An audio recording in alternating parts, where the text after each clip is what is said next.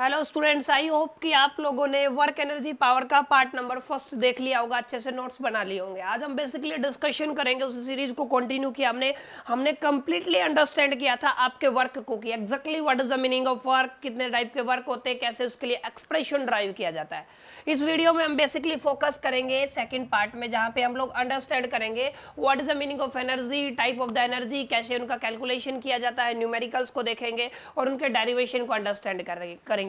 तो basically start करते हैं वीडियो को और अंडरस्टैंड करने की कोशिश करते हैं कि इस वीडियो में हम कौन कौन से टॉपिक कवर करने वाले हैं। तो बेसिकली पहला टॉपिक रहेगा आपका एनर्जी, उसके बाद हम अंडरस्टैंड करेंगे kinetic energy, potential energy, linear momentum और काइनेटिक एनर्जी के बीच में रिलेशन ड्राइव करेंगे, work energy theorem for constant force and work energy theorem for the variable force, and फिर हम देखेंगे ग्रेविटेशनल पोटेंशियल एनर्जी क्या होता है and conservative and non conservative force क्या होता है। बेसिकली ये टॉपिक है जो हम इस वीडियो में कवर करने वाले हैं। तो स्टार्ट करते हैं और अंडरस्टैंड करने की कोशिश करते हैं what is the meaning of work. देखो, बहुत इंपॉर्टेंट बात यह है कि जब हम लोग वर्क को डिफाइन करते हैं ना, तो उसका कॉन्सेप्ट कहीं ना कहीं एनर्जी से रिलेटेड रहता है। यानी कि जब एनर्जी के लिए डेरिवेशन किया जाता है तो किसके लिए किया जाता है, वर्क के लिए किया जाता है, इन टर्म्स ऑफ वर्क करते हैं। ठीक है, एनर्जी शब्द है ना, वो अपने आप में एक टर्म लिए हुए है जिसको आप लोग बोल सकते हो कैपेसिटी, या फिर दूसरा बोल सकते हो आप लोग एबिलिटी, यानी कि कैपेसिटी टू डू वर्क और एबिलिटी टू डू वर्क। ठीक है, कार्य करने की क्षमता,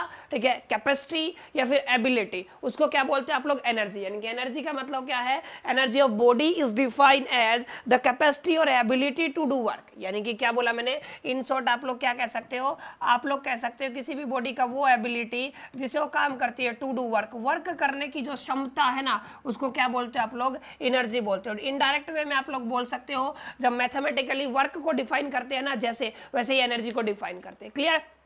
तो ये तो बात होगी एनर्जी की। मेरे को कहना कि क्लियर हो गया कि ability to do work is called energy. ठीक है, एनर्जी ये बात है एक स्केलर क्वांटिटी, आपको ये भी ध्यान में रखना है। जैसे हमने देखा था वर्क है ना, वर्क जस्ट लाइक वर्क, आपका जो एनर्जी है ना, energy is also a scalar quantity. Scalar quantity का मतलब क्या है क्लास, स्केलर क्वांटिटी का मतलब हमने पहले भी डिस्कस किया हुआ। स्केलर का मतलब है इसके पास सिर्फ और सिर्फ क्या है, only magnitude and direction, sorry इसके पास ओनली क्या है, मैग्नीट्यूड नो डायरेक्शन, इसके पास क्या नहीं है, डायरेक्शन नहीं है। अगर दोनों चीजें होती तो ये क्या कहलाती है, आपकी वेक्टर, लेकिन ये वेक्टर नहीं है क्योंकि इसके पास ओनली क्या है, मैग्नीट्यूड है। तो ध्यान रखना, वर्क भी आपका एक स्केलर फंक्शन है, ठीक है, और स्केलर क्वांटिटी है, और आपकी जो एनर्जी है वो भी क्या है, आपका एक स्केलर क्वांटिटी है। ठीक है, अब ध्यान रखना जितने भी एक्सप्रेशन आप लोग वर्क के लिए किए हैं ना, वो सारे किसके लिए होंगे, एनर्जी के लिए। और अगर मैं डायमेंशन की बात करूं तो जो आपने डायमेंशन निकाला था in the case of work, अभी वर्क का क्या क्या फॉर्मूला था, यानी कि सेम फॉर्मूला लगेगा,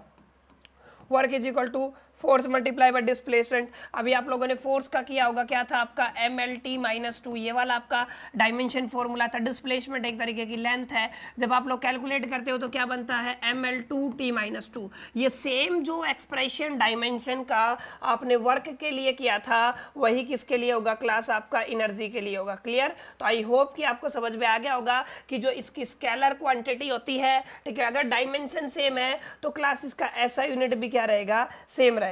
तो अगर मैं एनर्जी की बात करूं तो एनर्जी को भी किस में मेजर किया जाता है, मेजरली ऐसा यूनिट क्या होती है, इसकी जूल होती है। यानी कि इसकी यूनिट किसकी तरह होती है, वर्क की तरह। Just everything is resemble to the work in the case of energy. Energy का क्या होता है, किससे मैच हो रहा है सारा सिस्टम, आइए हो रहा है सभी मैच आपके वर्क से। और जब भी किसी भी एनर्जी की हम लोग बात करेंगे और उसके लिए एक्सप्रेशन की बात आएगी क्लास, तो हम किसकी टर्म में कैलकुलेट करेंगे, वर्क की टर्म में उसको कैलकुलेट करेंगे, क्योंकि डायरेक्ट रिलेशन किसके साथ, एनर्जी का वर्क के साथ। आई होप कि आपको समझ में आ गया होगा। ठीक है, अब हम पढ़ेंगे different form of energy and different type of energy. वैसे भी तो बहुत टाइप की एनर्जी है, ठीक है, जैसे आप लोग मैकेनिकल एनर्जी आपके सिलेबस में देख सकते हो, साउंड एनर्जी है, हीट एनर्जी है, लाइट एनर्जी है, ठीक है, उसके बाद इलेक्ट्रिकल एनर्जी है, एटॉमिक एनर्जी है, न्यूक्लियर एनर्जी है, इलेक्ट्रिकल एनर्जी है, एटसेट्रा। ये कुछ एनर्जी है। अगर आपसे पूछा जाए कि आप कितनी एनर्जी के नाम जानते हो, there are the lot of energy that is existing in the different type, different forms, अलग अलग फॉर्म में एनर्जी एग्जिस्ट करती है। ठीक है, तो ये कुछ है, आप लोग ध्यान से देखें, बहुत सारी है, हम कुछ पढ़ेंगे। ठीक है, आपके सिलेबस में कौन है, आपका मैकेनिकल एनर्जी। फिलहाल के लिए क्या है, आपका मैकेनिकल एनर्जी है, जो हम बेसिकली आगे जाके डिस्कशन करेंगे। ठीक है, एक बात क्लियर होगी, वर्क की और जो एनर्जी की है, दोनों की जो एसआई यूनिट है क्लास, वो आपको समझ में आ गई, वो क्या है, सेम, यानी कि क्या है, आपकी जूल है। क्लियर है। लेकिन क्या इसके अलावा भी कोई यूनिट होती है? यस, जब आप लोग न्यूमेरिकल्स को प्रैक्टिस करते हो, जब आप लोग न्यूमेरिकल्स को सोल्व करते हो, तो हम अलग अलग टाइप की 4 अलग अलग टाइप की यूनिट्स हम एनर्जी के लिए लेके चलते हैं। जैसे आपका पहला यूनिट है सीजीएस में अर्ग होता है। हाँ जी क्लास, सीजीएस में क्या होता है? अर्ग, और इसका अर्ग ही सिंबल होता है, ईआरजी होता है, और इसकी एसआई सिस्टम में वैल्यू कितनी होती है? यानी कि आप लोग क्या कह सकते हो? 1 अर्ग इज इक्वल टू 10⁻⁻7 जूल, आप ऐसे कह सकते हो। क्लियर, हमने इसका डेरिवेशन भी किया था। अच्छा, आप इसका उल्टा भी कर सकते हो, 1 जूल इज इक्वल टू 10⁻7 अर्ग, आप ऐसे भी लिख सकते हो। क्लियर, तो जब भी आपको जूल से अर्ग और अर्ग से जूल इसका कन्वर्जन आना चाहिए क्लास, ठीक है। जब आप लोगों को कन्वर्जन आएगा तो you are able to solve the different type of the numericals, ठीक है, जहां पे इसने घुमाने का कोशिश किया है। सेकेंड यूनिट की बात करूं तो क्लास सेकेंड यूनिट है इसका electron volt, small E capital V, electron volt से इसको रिप्रेजेंट किया जाता है। और जूल में अगर मैं इसकी बात करूं तो ध्यान रखना कितना होता है? 1.6 × 10⁻⁻19 कूलाम। जितना इलेक्ट्रॉन और प्रोटॉन के ऊपर एलिमेंट्री चार्ज होता है ना, यस क्लास, उतना ही होता है, ठीक है। इसलिए यहाँ पे यूज किया गया है इलेक्ट्रॉन वोल्ट। ये सेकेंड यूनिट है किसकी? एनर्जी की। तो जब एनर्जी को कैलकुलेट करते हैं तो आपको पता होना चाहिए जूल से इलेक्ट्रॉन वोल्ट और इलेक्ट्रॉन वोल्ट से जूल कैसे कैलकुलेट किया जाता है। अच्छा, एक एनर्जी की यूनिट और होती है कैलोरी। अब आप बिस्किट वगैरह लेके आते हो या फिर जितने भी फूड पार्टिकल लेके आते हो, वहां पे एनर्जी की जो यूनिट है वो क्या चलती है? कैलोरी। और कैलोरी का रिप्रेजेंटेशन क्या होता है? आपका CAL, और इसमें कितनी जूल एनर्जी होती है? करीब करीब 4.18 जूल, यानी कि इतना एनर्जी होता है किसमें? एक कैलोरी में। इतना जूल एनर्जी होता है एक कैलोरी में। Last and final but not the list क्या है आपका? Kilowatt hour, KWH। K small होता है आपका, W बड़ा होता है, और HB क्या होता है? Kilowatt hour. और आप लोगों ने 10th में इसके लिए डेरिवेशन किया होगा 3.6 × 10⁻6 जूल। ये कुछ आपकी बेसिक यूनिट्स हैं। किसके केस में? एनर्जी के केस में। न्यूमेरिकल सोल्व करते टाइम हमें इनका कन्वर्जन करना पड़ेगा। तो एक बार के लिए आपके दिमाग में आना चाहिए, आपको पता होना चाहिए एग्जैक्टली कौन सी यूनिट है, कैसे उनका कन्वर्जन होता है, मैथमेटिकली कितने से मल्टीप्लाई, डिवीजन, प्लस और माइनस होगा। आप लोगों को ये सारी चीजें पता होनी चाहिए, ठीक है। आई होप कि जो ये इसकी एनर्जी का कॉन्सेप्ट आपको क्लियर हो गया होगा। एनर्जी क्या होती है आपको क्लियर हो गया होगा, क्या डायमेंशन होता है, क्या फॉर्मूला होता है, ये सारी चीज क्लियर हो गई होंगी, ठीक है। क्या क्या इसकी यूनिट्स होती है, सारी चीज क्लियर हो गई होगी, कितने टाइप की होती है, ठीक है। अब सबसे इंपॉर्टेंट बात है ना, सबसे इंपॉर्टेंट बात है आपके सिलेबस में है एक मैकेनिकल एनर्जी। इसका कॉन्सेप्ट है जिसके बारे में आपको डेप्थ में स्टडी करना, ठीक है। इन जनरल सेंस मैकेनिकल को आप लोग बहुत सारे इंडियन ऑथर की मैं बात करूं तो क्या कहते हैं मैकेनिकल एनर्जी के केस में? वो बोलते हैं mechanical energy is the sum of kinetic energy and potential energy. वो क्यों बोला जाता है मैं रीजन देता हूं, ठीक है। आप लोग ध्यान से समझे इसकी डेफिनेशन की। एक एनर्जी जो प्रोड्यूस होती है बाय द मैकेनिकल मीन्स। अब मैकेनिकल मीन्स क्लास यहाँ पे दो चीजों को रिप्रेजेंट करते हैं। मैकेनिकल मीन्स का मतलब क्या है क्लास आपका? पहला है किसी भी पार्टिकल की पोजिशन से, यानी कि किससे रिलेशन है इसका? पोजिशन से। और दूसरा है उसके मोशन से। अब इन दोनों को आप लोग कलेक्टिव फॉर्म में क्या बोलते हो क्लास? इस दोनों को कलेक्टिव फॉर्म में बोलते हो आप लोग मैकेनिकल मीन्स, यानी कि एक ऐसी एनर्जी जो पोजेस्ड है या फिर आप कह सकते हो आप लोग सम ऑफ, आप लोग सिंपल क्या कह सकते हो? Sum of kinetic energy plus में potential energy is equal to the mechanical energy. Sum of all energy भी आप कह सकते हो। हाँ जी, आप और क्या कह सकते हो इसको? सम ऑफ ऑल एनर्जीज। क्लियर है? जितनी भी एनर्जीज आपके लिए हैं, क्लियर है, उनका सम क्या कहलाता है आपका? बेसिकली आपका मैकेनिकल एनर्जी। और देखो ध्यान से, पोजीशन की वजह से एक एनर्जी निकल के आएगा और मोशन की वजह से एक एनर्जी निकल के आएगा। इन the case of mechanical energy, that's why mechanical energy को क्लास दो पार्ट्स में डिवाइड किया गया। काइनेटिक एनर्जी, क्लियर है, इसको K.E से रिप्रेजेंट किया जाता है। अच्छा, दूसरा कौन सा क्लास आपका? Mechanical energy, sorry potential energy, इसको P.E से रिप्रेजेंट किया जाता है।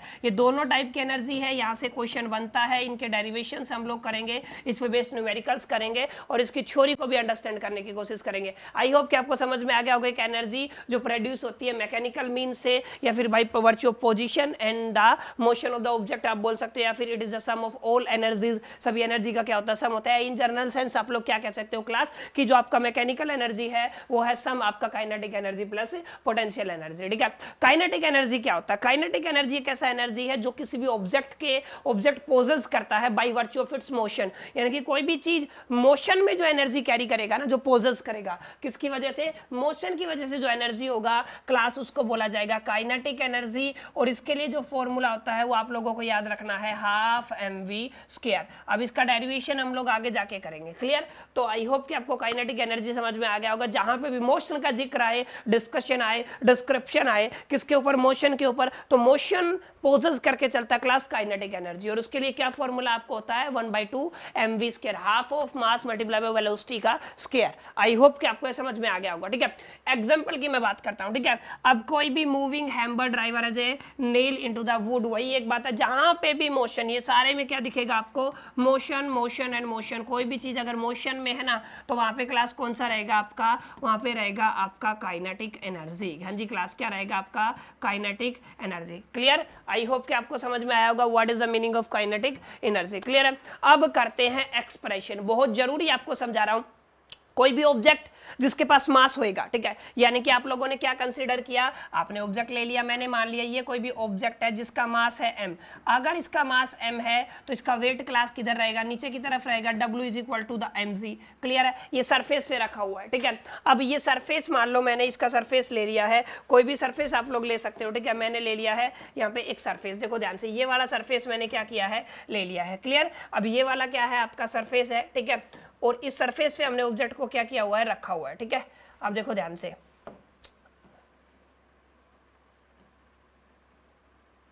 यस, अब ठीक है, हमने यहाँ पे ऑब्जेक्ट को रखा हुआ है, मैंने इस ऑब्जेक्ट के ऊपर बाहर से फोर्स लगाया, क्लास क्या लगाया, फोर्स, यानी कि मैंने क्या लगाया है इसके ऊपर फोर्स, तो इसमें आया डिस्प्लेसमेंट यहाँ से, और ये इसने पोजीशन चेंज किया, एस पोजीशन पे चला गया। ये कहाँ पे चला गया है, एस पोजीशन पे। डिस्प्लेसमेंट कितना हुआ, एस। ठीक है, किस डायरेक्शन में हुआ है, इस डायरेक्शन में आपका डिस्प्लेसमेंट हुआ। ओके, समझ में आ गया कि इस डायरेक्शन में क्या हुआ, आपका डिस्प्लेसमेंट हुआ। पोजीशन पार्टिकल का बदल गया, पहले ये पोजीशन ए पे था, अब पोजीशन क्या होगी इसकी बी, मास m था, तो वेट क्या रहेगा, वापस से mg रहेगा, यहाँ पे लगा है इसका फोर्स। आई होप कि आपको समझ में आ गया होगा। क्लियर, ये बिल्कुल सिंपल है। अच्छा, जब ए पोजीशन पे था तो पार्टिकल कहाँ पे था, आपका रेस्ट पे था।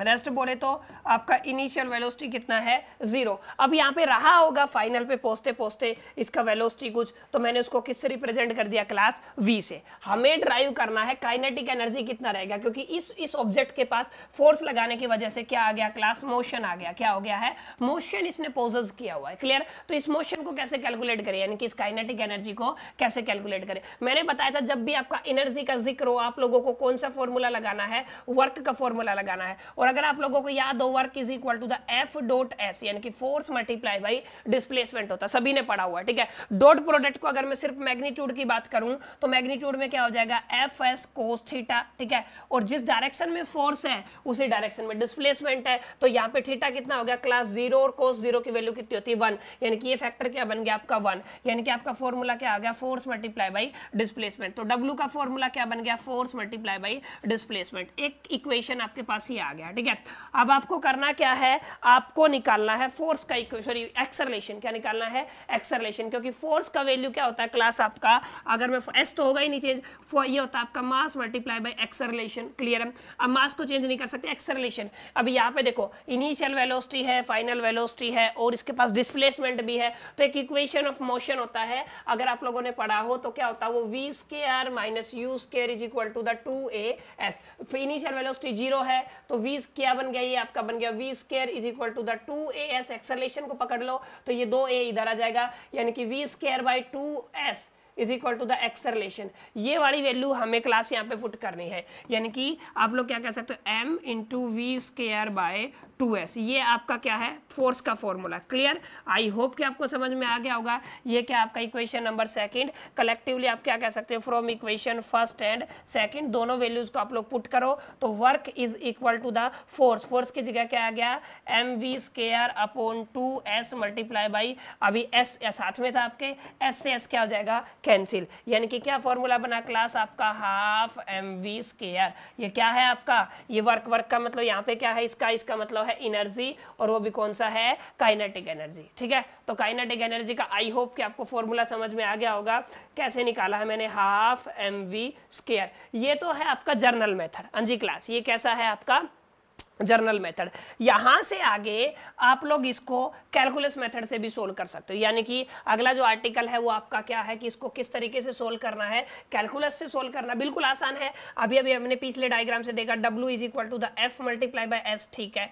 वी नाउ डेट हमें पता है कि एक बहुत सिंपल आपको चीज बताता हूं क्लास, फोर्स क्या होता है आपका, अभी अभी आप लोगों ने पढ़ा मास multiply bye acceleration.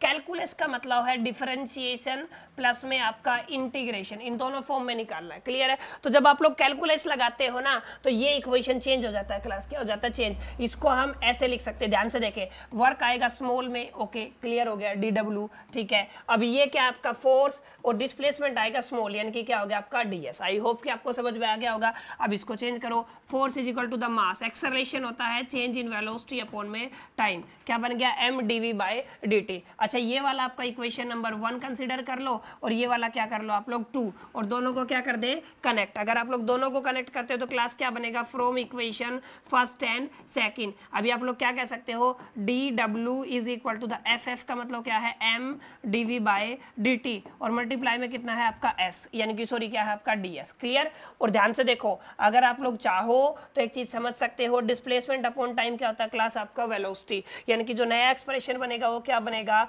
dw is equal to the mass multiply by dv into velocity, clear. I hope कि आपको समझ में आ गया होगा। अब दोनों साइड क्या कर दे, इंटीग्रेट कर दे। अब ये तो वर्क है, वर्क का मतलब जर्नल सेंस में क्या बन गया आपका, यहाँ पे तो हम काइनेटिक एनर्जी के लिए कर रहे हैं तो क्या हो जाएगा ये काइनेटिक एनर्जी, क्लियर। अब मास आप लोग कॉमन ले सकते हो बाहर, और इंटीग्रेशन क्या हो गया आपका v into D V. Limit क्या थी 0 से और v तक थी, आप सभी को पता है, हमने पीछे केस किया था, कहां से कहां तक चले थे हम लोग, 0 से और v तक, यानी कि 0 से लेके और कहां तक चले थे हम लोग, फाइनल वेलोसिटी v तक चले थे। नाउ अभी करना क्या है, यहाँ पे आप लोग इंटीग्रेशन लगाओगे तो पावर 1 है तो 1 ऐड हो जाएगा, यानी कि mv²/2 upper limit minus lower limit, यानी कि kinetic energy is equal to कितना हो गया आपका हाफ mv²। अब कुछ बच्चे बोलेंगे फाइनल माइनस इनिशियल सर, तो फाइनल v है, इनिशियल क्या है 0, तो 0 को लिखने की जरूरत नहीं है क्लास। तो ये क्या आ गया आपका, ये आ गया है काइनेटिक एनर्जी। दोनों मेथड से मैंने आपको कराया, कैलकुलस मेथड से मैंने आपको कराया क्लास, और मैंने नॉर्मल मेथड से आपको कराया, और उम्मीद करता हूं दोनों तरीके आपको आ गए होंगे, अच्छे से आप लोग इसको प्रैक्टिस करोगे, क्लियर।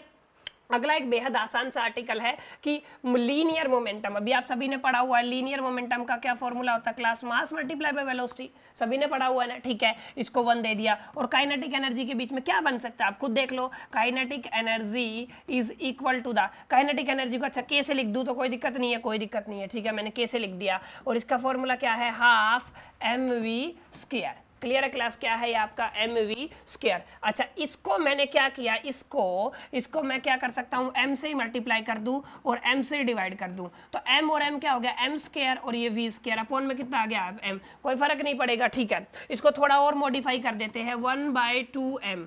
अब इसको क्या ऐसे लिखा जा सकता है mv का होल स्क्वायर, नो प्रॉब्लम। अब ये v क्या है आपका लीनियर मोमेंटम, ठीक है, p हो जाएगा, क्या बन गया p का स्क्वायर, यानी कि आप लोग क्या कह सकते हो kinetic energy is equal to the 1/2 into में क्या हो गया आपका p का स्क्वायर, बाकी सबको उधर ले जाओ, यानी कि आप लोग क्या कह सकते हो p² is equal to the 2 multiply by m multiply by kinetic energy, ठीक है। p² इधर आएगा, p क्या हो जाएगा आपका पॉजिटिव एंड नेगेटिव √2mk, लेकिन यहाँ पे ओनली हम पॉजिटिव कंक्लूड करते हैं, that's why linear momentum is equal to the √2 multiply by mass multiply by kinetic energy. ये एक बेहद आसान रिलेशन है, आपको आना चाहिए, एग्जामिनर आपसे इसके ऊपर क्वेश्चन पूछ सकता है, ठीक है। IIT जेई में भी काफी क्वेश्चंस इसके ऊपर आते हैं, काफी आसान न्यूमेरिकल है, सॉरी आसान डेरिवेशन है, आप लोग इजीली इसको क्या कर सकते हो, ठीक है।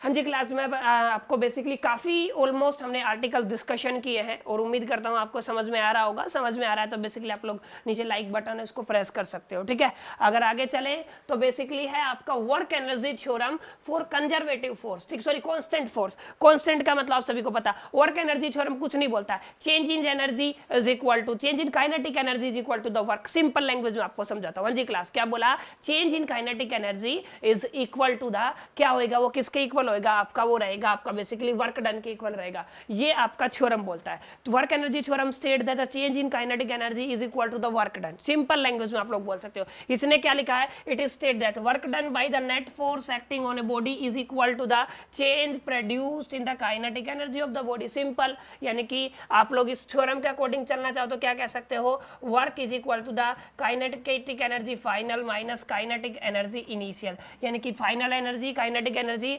माइनस इनिशियल काइनेटिक एनर्जी, ये क्या होता है आपका वर्क होता है। क्लियर? आई होप कि आपको समझ में आ गया होगा। अब मुद्दा ये है कि मैथमेटिकली इसको कैसे ड्राइव किया जाए, यानी कि आपको क्या पढ़ना है अभी, इसका डेरिवेशन। हाँ जी क्लास, क्या पढ़ना है आपको, डेरिवेशन। तो कैसे किया जा सकता है, ये एक बिल्कुल आसान कॉन्सेप्ट है, ठीक है। Final kinetic energy, initial kinetic energy, work है, क्या है आपका वर्क, और वर्क का फॉर्मूला आप सभी को पता ही है, क्या होता है वर्क, वर्क होता है आपका फोर्स मल्टीप्लाई बाय डिस्प्लेसमेंट। आप सभी ने पढ़ा हुआ है, यही तो पढ़ा हुआ है, फोर्स मल्टीप्लाई बाय डिस्प्लेसमेंट। लेकिन अगर मैं डिफरेंशियल फॉर्म की बात करूं तो ये हो जाएगा। अच्छा, अभी हमने पढ़ा फोर्स का वैल्यू क्या आया था, m आपका dv by dt।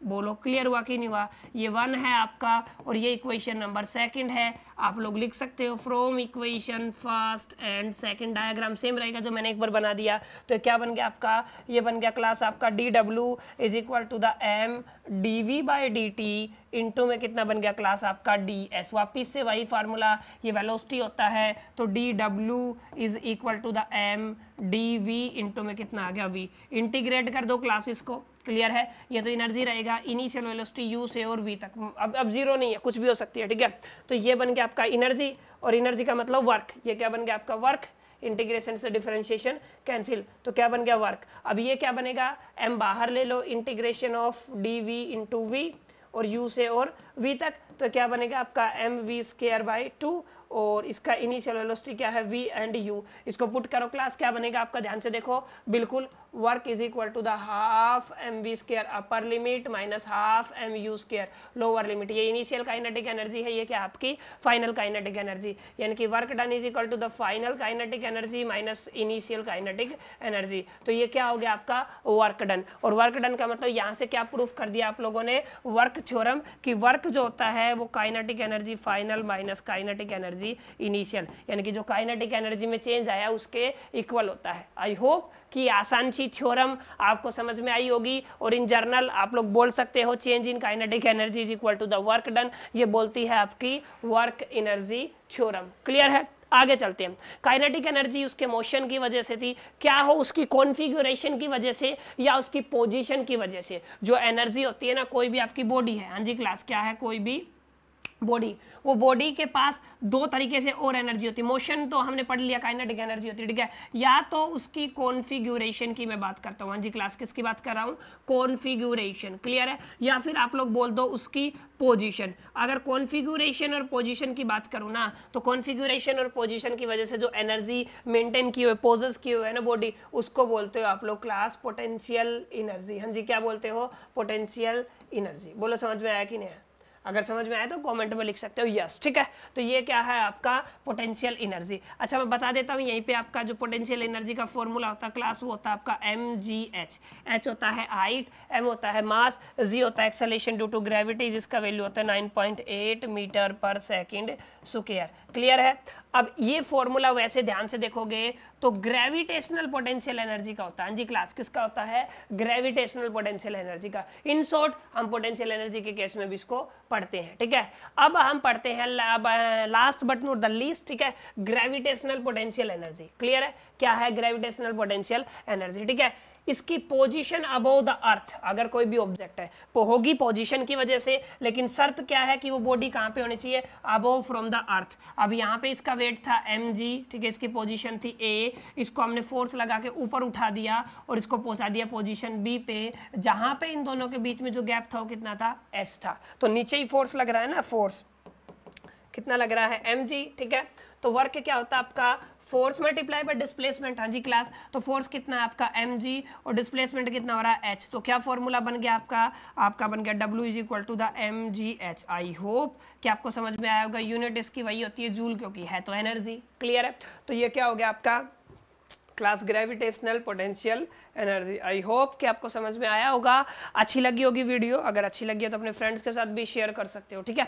Now gravitational potential energy के बाद last and final article of this chapters के बाद कंक्लूड करते हैं, वो है कंजर्वेटिव एंड नॉन कंजर्वेटिव आपके फोर्सेज होते हैं। दो तरीके के फोर्सेज है क्लास, पहला कौन सा है कंजर्वेटिव और दूसरा कौन सा है नॉन कंजर्वेटिव। तो पहले हम देखेंगे कंजर्वेटिव को और फिर देखेंगे नॉन कंजर्वेटिव को। क्लियर है? ऐसा फोर्स जो डिपेंड करता है only initial and final position पे, मतलब बीच में क्या है कोई मतलब नहीं है, सिर्फ किसके ऊपर डिपेंड करे, इनिशियल पोजीशन और फाइनल पोजीशन के ऊपर, तो उसको क्या बोलते हो क्लास, उसको बोला जाता है कंजर्वेटिव फोर्स। हाँ जी, क्या बोला जाता है कंजर्वेटिव फोर्स। जैसे work done by the conservative force is close to be path, close path में अगर पाथ कैसा आपका क्लोज और फोर्स कैसा है कंजर्वेटिव, तो वर्क कितना होगा 0। सेकंड प्रॉपर्टी आप लोग पढ़ सकते हो, gravitational force initial final position के ऊपर, magnetic force initial final position के ऊपर, इलेक्ट्रोस्टैटिक फोर्स, ये सभी कैसे फोर्सेज है क्लास, कंजर्वेटिव फोर्स है, ठीक है, क्योंकि ये खाली किस पे डिपेंड करते हैं, इनिशियल और फाइनल पोजीशन पे। लेकिन जब ये पाथ के ऊपर डिपेंड करने लग जाता है ना, तो ये बन जाता है नॉन कंजर्वेटिव फोर्स। हाँ जी क्लास, क्या बन जाता है, नॉन कंजर्वेटिव फोर्स। और क्लोज पाथ के लिए इसका वर्क डन 0 नहीं होता है। हाँ जी क्लास, वर्क डन क्या नहीं होता है, 0 इन the case of non conservative force. Friction ले सकते हो, विस्कस फोर्स ले सकते हो, इंडक्शन फोर्स ले सकते हो साइक्लोट्रॉन के अंदर एटसेट्रा, बहुत सारे एग्जांपल्स हैं, ठीक है। इनिशियल और फाइनल पोजीशन के ऊपर अगर बच्चा डिपेंड करता है फोर्स, तो क्या होगा आपका कंजर्वेटिव, अगर नहीं करता तो वो क्या होगा, नॉन कंजर्वेटिव। उम्मीद करता हूं आप लोगों को वीडियो अच्छा लगा होगा, ठीक है। अगर आप चैनल पे सब्सक्राइब नए हो तो बेसिकली सब्सक्राइब कर सकते हो, फ्रेंड्स के साथ क्या कर सकते हो, शेयर कर सकते हो। बाकी पूरा देखिए, नोट्स बनाइए, मिलते हैं इस वीडियो के पार्ट 3 में। जब तक के लिए मेरी तरफ से ऑल द बेस्ट।